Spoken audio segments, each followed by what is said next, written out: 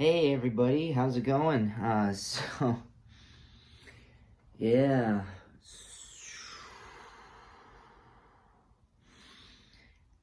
Have you ever just like had that feeling where no matter what you've gone through, they just won't understand? But I mean, I that happens a lot to people who have invisible disabilities, and a lot of people who just go through, I guess, things not just exclusively disabilities, but also near death experiences or even parts that they grow up. Because I mean, we're just brought up in a world that is so plastic, so things, and it's like I understand how a lot of people say are like, oh my god, we want somebody I want to be with someone like who keeps it real and just like wants to be real with me. The thing is that a lot of people, what's considered as real is not always very pleasant. Let's get that out of the way. Because what's been real to me and a lot of things that in my life have not been pleasant whatsoever. So I'll keep it real with you and say that, in all honesty, my life is. People might, how should I say this? People might say that my life is so well off in so many of these, and just like because I live in a certain because I live in a certain city, or I live a certain way, and there's nothing to be worried about. A lot of people with invisible disabilities, and even people who just like have certain living abilities, to the outside world, I mean, just like look at this like a Billy Idol concert shirt. Does it? It may on the outside look like I'm not very much dealing with much severity. However, I have, and that's exactly what it is. I have actually had near death experiences that actually put my life, uh, just like, I wouldn't say put my life on pause, but more so set it back. It was like putting it. I guess in some ways it did put it on pause, because from every time I had a huge seizure, I was born with epilepsy. Every time I had this huge seizure, it was almost like pressing the reset button on my life. Now, your average person, they wouldn't notice that. They wouldn't, yeah, because I mean, it's just because it sounds like I'm making excuses, but it's not. I've passed away nearly 3, 4, maybe even 5 times. The first one being when I was 14, and and that and it was from a huge seizure, to the point where and it was like a bunch of like smaller seizures, basically.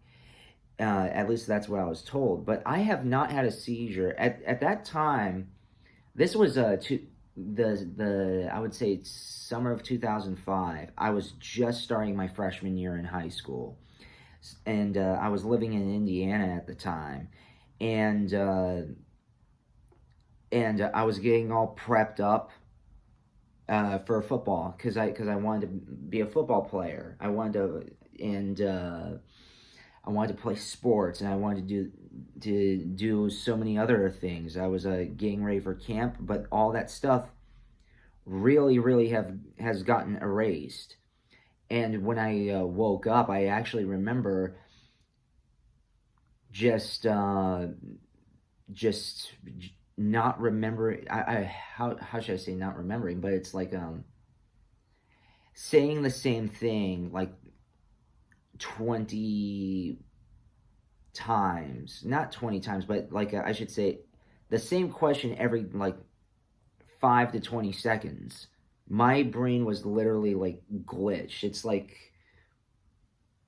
awful. It was awful. I couldn't remember a freaking thing. And I even remember that I was not even able to feel my legs. And this was actually after I want to. And the main reason why I want to say this, I have this huge seizure and how it tossed my life around, is that I almost passed away in that.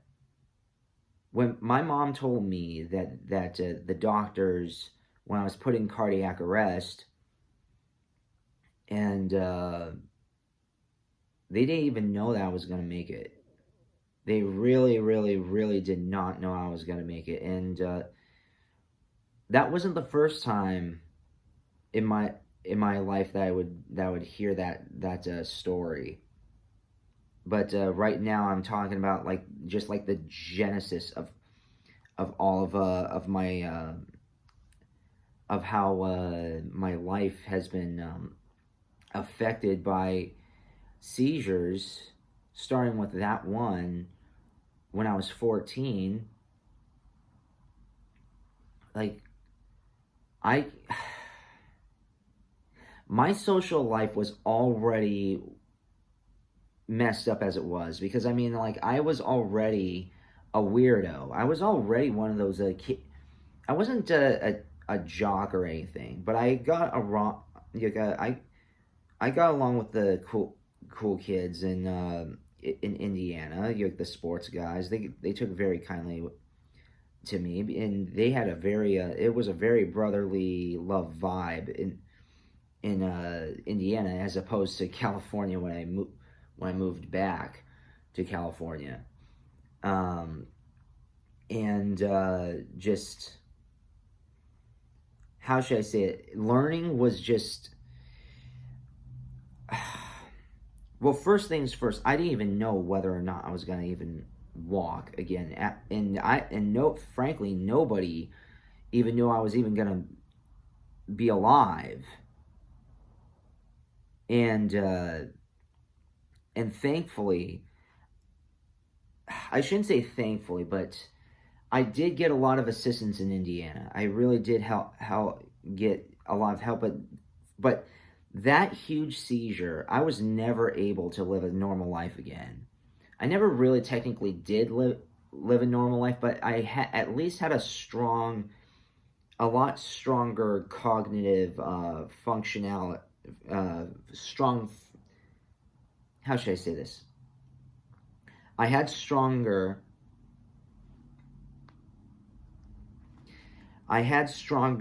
cognitive functionality, to be honest.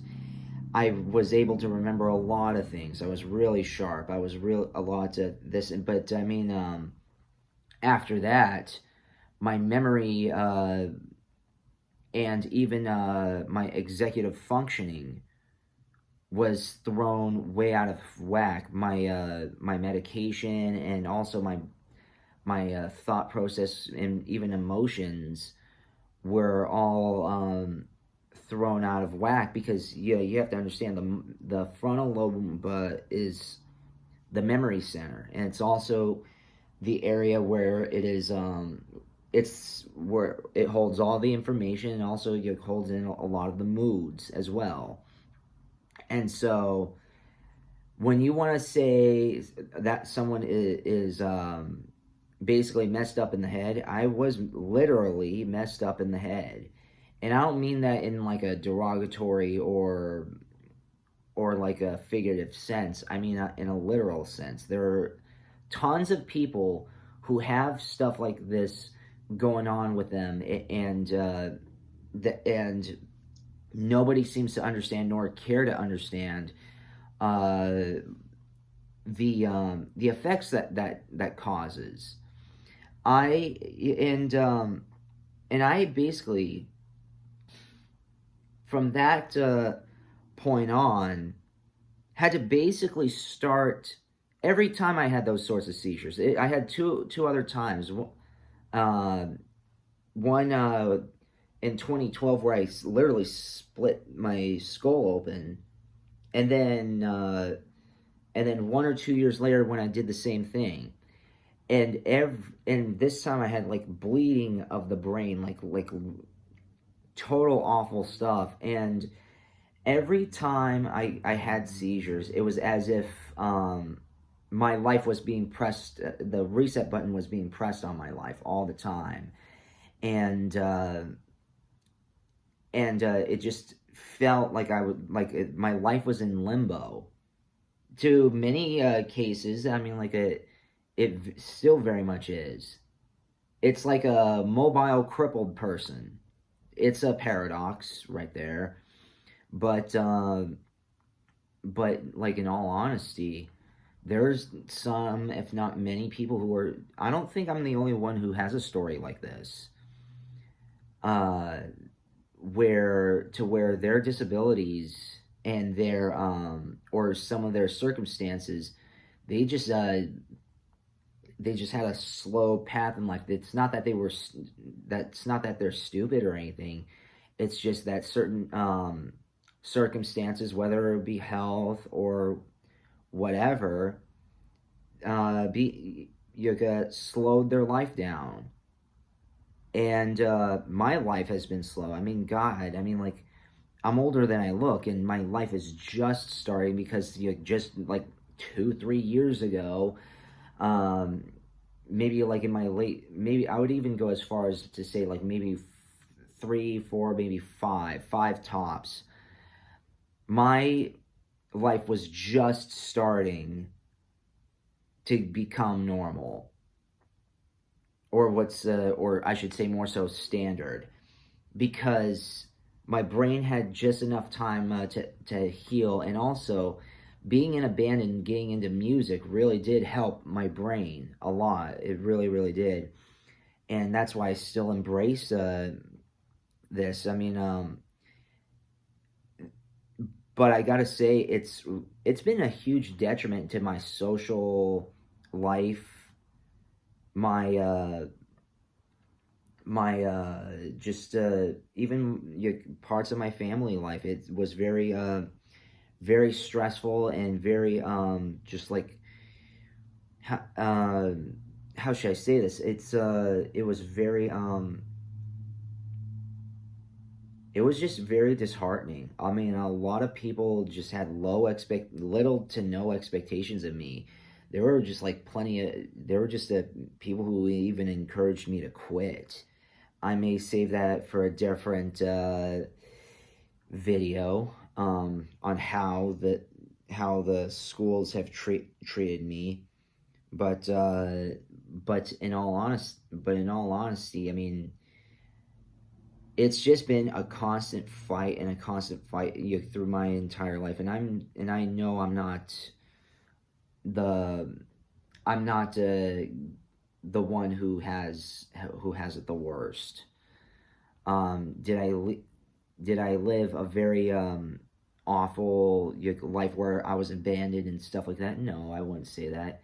I didn't have the strongest support, but I had some support, and I had just enough for me to get to where I am, but not enough to go above and beyond.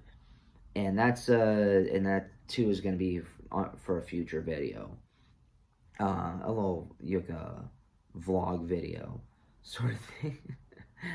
And but people need to understand that just because they look normal doesn't mean that or they act a certain way doesn't mean that they're stupid or they're weird or they're whatever. It's just that we just have a very we live in a very privileged society, to the point where we can choose whatever the heck we want to believe, even if the truth is in front of our faces. We actually have the privilege to choose not to believe it. We have and sometimes people don't believe it because their brains just cannot fathom such a thing. There have been times when I said, "Oh, you're just making up nonsensical excuses." I forget my things all the time. It's not like brain farts. it's like legitimately I legitimately can't remember certain things. And that's what has been keeping me from being a better student. I used to be a very good student prior to my memory issues, but I mean, there's no way I can be like a full-time student. I cannot pile as much information nor as you just nor can I process certain things that quickly. And there are plenty of people who are very much like that, where their lives were once upon a time one way, but then health got in the way, and they were just like mocked. And some people had weight problems, some people had emotional problems, some people had just like cognitive problems. It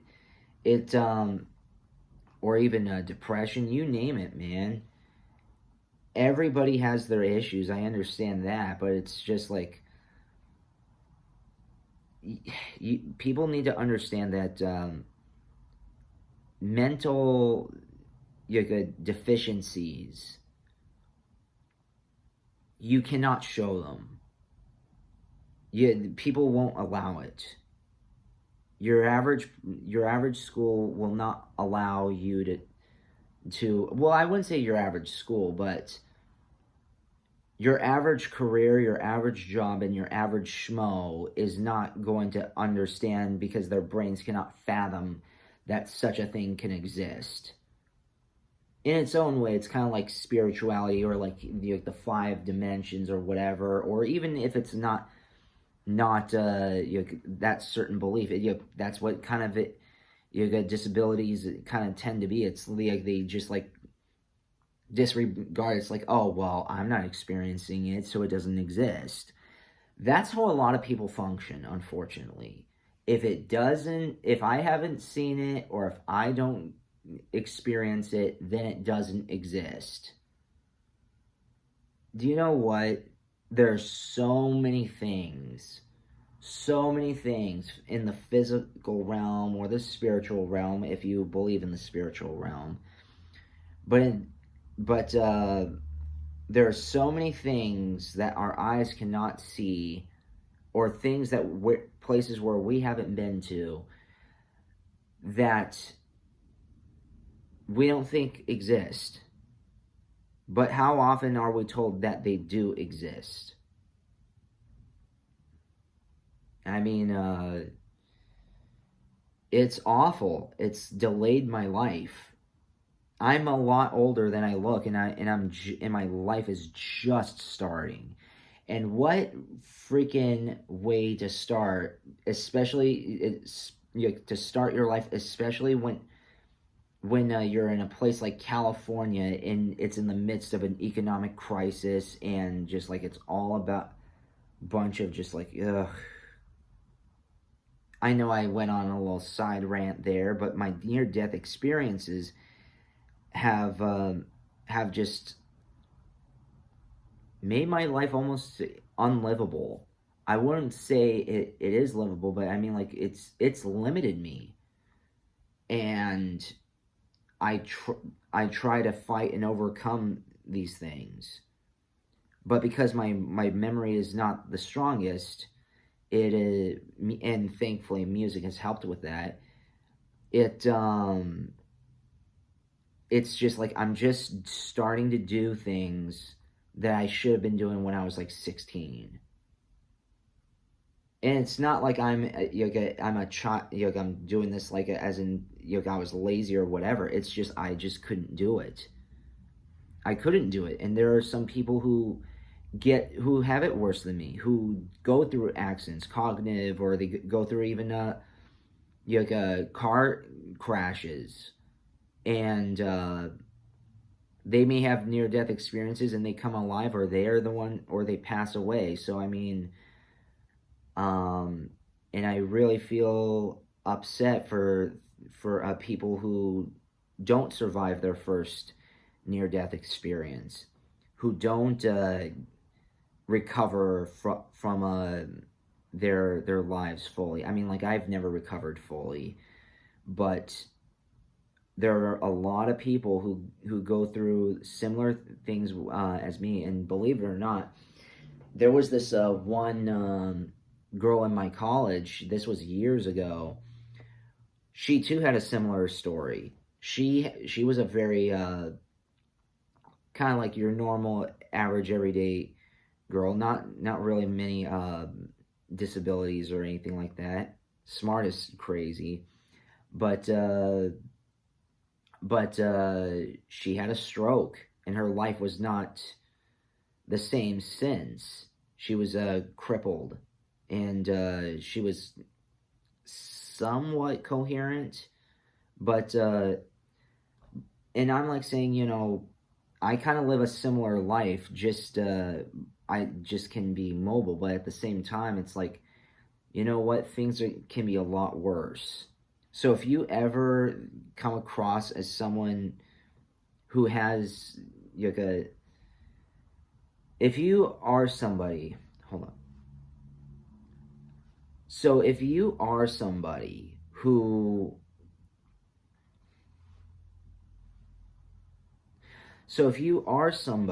who does struggle with certain things, understand that things can be worse. And that's how I carry myself. I mean, like, it's awful. I'm not kidding. I do suffer through nightmares and PTSD and just worry whether or not I'm going to be stuck like this forever. But it's just but to be honest, when being on SSI and stuff like that, I had to get on SSI, and after and this the funny thing about like SSI is that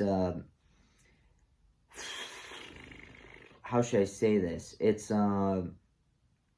it kind of gives you an ultimatum. Like, I cannot make a certain amount of money because if I do, then it gets cut off. Even if I get fired or the funds are not regular fluent enough, I'm trying my damnedest to get to where I don't want to where I don't have to use SSI, because I hate dealing with that nonsense. I don't want to be cooped up. Now, if you want to be cooped up with SSI or disability or whatever, like, you do you. But I mean, or even just do whatever. That's personally not me. Everyone has their own reasons and everyone has their own purposes. But understand that it just takes 1 second for your life to change for good or ill. And just because you go through a lot of misfortunes doesn't mean that you just need to wallow in some misfortunes. I figure it out in some capacity. You know what? It's like life is naturally unfair. You have to make it fair. You have to make it fair. People want like equality or equity or whatever, which, well, I shouldn't say equality. Everyone has equality. But they want equity. They want, which mean equity is what? Equitable, which means fair. Life isn't fair. It's not fair to me.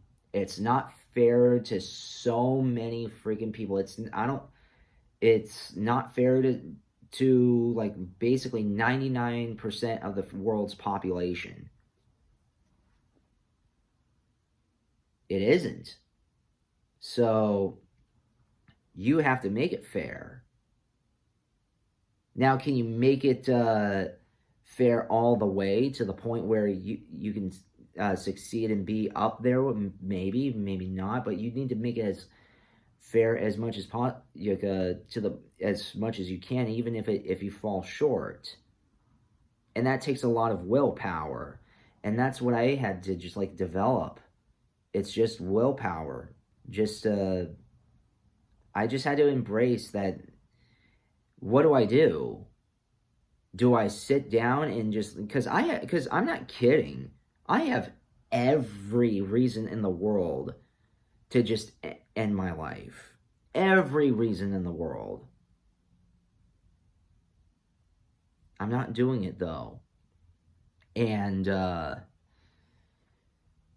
if you've ever contemplated such a thing, understand that ultimately in the end it's not worth it, because at the same you're just part of a chain. If you and you're a link to a chain, and if this link falls, which is you, then the whole chain collapses. So if you have friends, family, and this, that, or the other, I mean, like, even just even when even if there were just like kids in my high school. This is going to be like a little side story, a little side rant here. I I've contemplated doing contemplated suicide many times because of my what this has been doing to me, being handicapped, and especially growing up. I mean, I've been psychologically and emotionally abused at school and at home. But and there were like really times where I was like on the precipice of just like I did take out the butcher knife, and I freaking uh put it to my heart, and I was just like really ready to thrust it to my heart, but I just stopped because I'm just like saying, I can't do that. I'm I If I go down, so many other people are going down with me, and I can't do that to my family nor my friends. And so what? But besides the point, but there were tons of I wouldn't say tons, but there were kids at my school who didn't really think that I should say, because they actually did follow through with their suicides. There were I did realize that that they just just kids went through a lot of depression. They were bullied. They were this, that, or the other, and I'm not. And it's awful that they took their own lives, especially if you're like what 15 years old. Seriously, a 15-year-old girl took her life because of home and bullying. Now I'm not using this as like a anti-bullying rant or whatever. I'm clearly stating the life that I've lived ever since my horrible accident, my huge seizure, my near death experience. I've been prone. I've always been the lowest hanging fruit. I've been even more prone to bullying and even more prone to harassment. But in all honesty, I just had to tuck my head down and just go with the flow and just see what happened. Because ever since then, and even up to this day, it's just been survival. I've just been my whole life up until the past like 1 or 2 years has just been about recovering and worrying about survival. And there are plenty of people out there who go through the same thing, but they just cannot say it. You want to know who the ones who are going through a lot of internal hell? They're the ones who they're not necessarily the cool kids all the time. They're the weirdos. They're the ones who just even pseudo weirdos. These not pseudo weirdos, pseudo cool kids. They're kind of like they kind of have like these like they dress differently, they act differently, but that's just like because you have to understand it's like and if you've grown up with people not taking you the least bit seriously, or you come across as someone who, well, not come across as someone, but yeah, you come across as someone who's bizarre or just different, people don't understand what's that you are basically hiding a lot of stuff in your inner world. And a lot of the stuff that's in your inner world, it tends to be not always. I don't speak for everyone here, but it's like your upbringing. If you've been disregarded, if you've been neglected through your by your parents or by a parent, or you grew up in a dysfunctional family, that's going to be a future video there. It's very hard for people to understand, especially if you add near-death experiences and just survival, surviving your health all the time, just worrying about, and even be high on meds all the time, and going to therapy and doing a lot of these other things. I mean, like, not many people understand the detriments and like how much it delays people, and not only that, it's just nobody really cares, and I've just never really been vocal about it, because to be honest,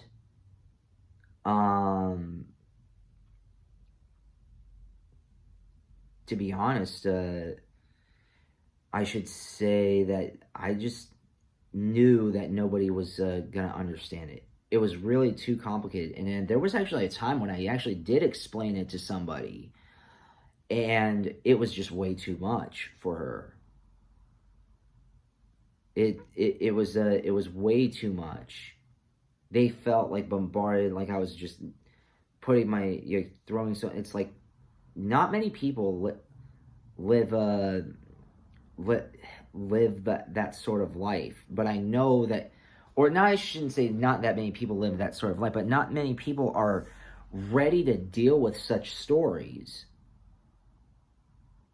The ones who are lived stories like that already, and the ones who live, and I absolutely love how this is a little side rant here, how people want to say, oh, I want someone who's real, I want someone who keeps it real and is honest. Okay, what if they do keep it real?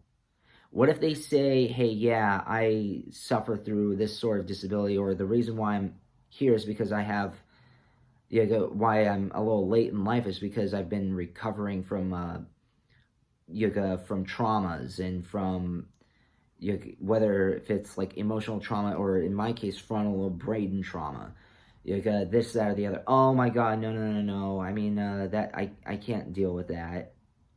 I'm sorry, but you know what, the world is full of problems. Everyone has their problems. You can't say that that you're a very good, kind, genuine person, and yet you're not going to listen to them, because you're just like, oh my god, you're just messing up my vibe. It's like, do you know what? Again, life isn't fair. You need to make it fair. You need to fight through it. You have to find ways out. Whether if it's through friends, through contacts, or through you, like in terms of like certain talents that you might have, and just find an escape. And that's what I had to do all the time, was find some sort of escape out of this. And later on, I just realized that my escape was music, or just like some sort of creativity. But not only that, but I always my escape was always some form of creation. I always wanted to just whether if it was performing or writing, it's just like, I had such a rough and unique life, fundamentally, and not in a good way, not in the point where I'm just bragging and saying, "Oh my God, I live in a unique life. I'm so special." I don't think I'm special. Okay, I'm just some person who happens to know who just happens to do music and and who's just gone through a lot of health issues and which is very off-putting for a lot of people. But the thing is that you can't say that out, and I think that's really awful. You're either mocked or you're discriminated against, which I guess is a side effect of which is one of the things of that mocking is part of, I should say. But I should and just it's not fun. I've lived a life of hell, and I will say there is not one day ever since that near death experience where I don't have contemplations of ending it, but I just do my best to do that. And trust me, my medications and the frontal lobe has created a lot of depression, but at the same time, my health has created tons and tons of depression, but not to the point where uh, after that, not to that aftermath's extent. Like as I told you earlier, where I'm at in life and what I'm doing right now is something that I should have been doing like 13, 15, 16 years ago, almost 20 years ago. But you have to understand that there are people out there who live lives like these, who do suffer through invisible disabilities, who do suffer uh, through home, through broken homes and shit like that. Um, and just because that happens, that doesn't mean that they're like crazy people or they're weirdos. It's just like they understand the world differently, and I just understand the world differently. My life has not been the same, nor will it ever be the same since that seizure when I was 14. Just oh, just make sure that just because you've had it hard doesn't mean that you need to put that stuff onto others. If anything, I know what it's like to suffer a lot emotionally, psychologically. And that's why I don't want to put a burden. If anything, I want to empathize and help people deal with that. And actually, a lot of the songs that not all the songs, but a lot of the songs are an aftermath of my near death experiences and just like the life I've lived ever since I've almost passed away. And it was rough, but it's not impossible. I will tell you that I'm not where I want to be in life, and I hope that I can be at some point, but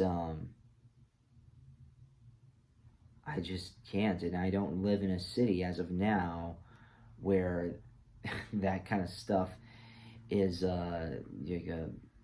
is of any help. So it's not even a city; it's a little town. But yeah. Anyways, thank you for listening. I'll be sure to I'll do more stories. I kind of like telling stories like this. Um, Y'all have a wonderful day, and peace and love and prosperity be with you.